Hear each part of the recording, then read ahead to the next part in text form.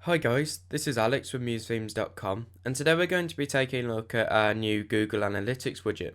So if you've ever tried to set up Google Analytics on your site before, you'll know that it can often be quite a pain to get it embedded in the right place. So we've created this widget to make it easy to get your tracking information on your site and to start viewing your analytics of your site easily.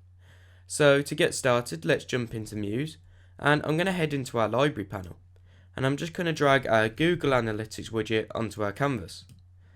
So we can see that this is quite a simple widget to set up, and it just requires one piece of information. So this piece of information is the tracking ID, which we can get from the Google Analytics website, which I was just on.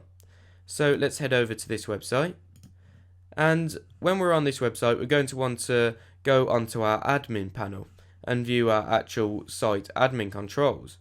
So I've set up a test site here called Google Analytics, but once you've set up your site, you're going to want to look at this property column here. So if we click on tracking information and then click into tracking code, then it will load this page here, which shows your tracking ID and some script. Now we've actually taken care of this part for you, so you don't need to worry about this. You just need to look at this top section here, which is the tracking ID. So what we're going to do is we're going to highlight this, and then we're going to copy, and then we're going to go back into Muse, and we're going to paste it into our widget in the Google Analytics tracking ID field. So let's remove this, and then we can paste this into our widget, like so. Now to prove that this has actually been implemented into the site, I'm going to preview our page in browser, and I'm going to take a look at the source code behind the actual page. So as we can see, there's nothing actually on screen, as this code shouldn't be seen. But if we go into view page source, then we can see that here our script has actually been embedded.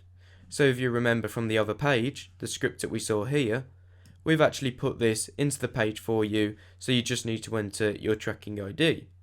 So now that you've got this set up on your page, it will start reporting back your analytics to this site here where you can view them.